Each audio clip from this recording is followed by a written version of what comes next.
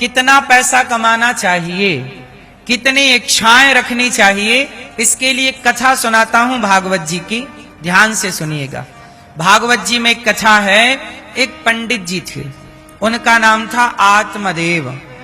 आत्मदेव नाम के एक पंडित जी थे मेरी माँ। अच्छा खासा उनका जीवन था। उनकी पत्नी का नाम था धुंधली। बढ़िया जिंदगी जी रहे थे, पैसा भी कमा रहे थे, खूब बढ़िया रोटी थी, घर था, सब था, आनंद था। लेकिन पता है उनके यहाँ एक पुत्र नहीं था। पंडित जी ने बड़ी पूजा की, पाठ की, जप तप सब किया, एक बेटा हो जाए, एक बेटा हो जाए, पर नहीं हुआ। किसी के भाग्य में नहीं है तो नहीं होता। पंडित जी ने बहुत प्रार्थना यज्ञ किया, नहीं हुआ। अब पंडित जी ने क्या किया, उस इच्छा को ही छोड़ दी, क्योंकि हमें दुखी कौन करता है, हमारी इच्छाएं हमें दुखी करती हैं। इसलिए इच्छाओं का ही त्याग कर दिया पंडित जी ने। अब कोई इच्छा नहीं। पर पड़ोसी आने लग गए, पंडित जी आपके तो बेटा नहीं है, पंडित जी आपके तो पुत्र नहीं है, आपके घर में तुलसी सूख जाती है, आपके घर में गैया है पर बछड़ा बछड़ी को जन्म नहीं देती, क्योंकि आपके बेटा नहीं है। दुनिया के लोग ताने मारने लग गए। बेचारे पंडित जी इतना परेशान हुए दुनिया के तानों से कि पंडित जी को लगा मैं आत्महत्या कर लूं, और बेचारे जंगल चले गए कि मैं आत्महत्या कर लूंगा। आप सोचिए, ये दुनिया के लोग कई बार इतना परेशान कर देते हैं आपको कि आप आत्महत्या करने का सोच लेते हैं। हाँ या ना? इसका मतलब ये है कि आज यदि आपको सुखी रहना है तो सुखी रहने का मंत्र मैं आपको दे सकता हूं। कितने लोग लेना चाहते हैं? लोगे मेरी मां? लाल मैया आपको नहीं होना सुखी क्या? कितने लोग सुखी होना चाहते हैं? तो ध्यान से सुनो। यदि आप सुखी जीवन बिताना चाहते हैं तो लोग क्या कहते हैं ये सुनना छोड़ दीजिए। लोग क्या कहते हैं ये सुनना, यदि आपने ये सुना कि लोग क्या कहते हैं तो आप सुखी से जी ही ना पाओगे, क्योंकि लोग तो कुछ ना कुछ आपको कहेंगे। आप जितने लोग यहां बैठे हैं सबको कोई ना कोई कुछ ना कुछ कहता है।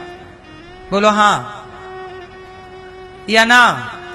इसलिए सबसे पहले लोग क्या कहेंगे इस बात को दिमाग से निकाल दो, और लोगों को जो कहना है कहते रहें। आप अच्छे रास्ते पर चलते रहिए, अच्छा अपना काम करते रहिए, आगे बढ़ते रहिए, परवाह ना करिए, क्योंकि लोग तब भी कहेंगे जब आप सफल नहीं होंगे।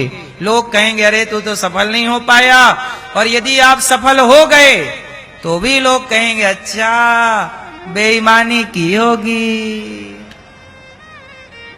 तो भी आपकी सफलता लोगों को पचेगी नहीं, वो आपसे परेशान है।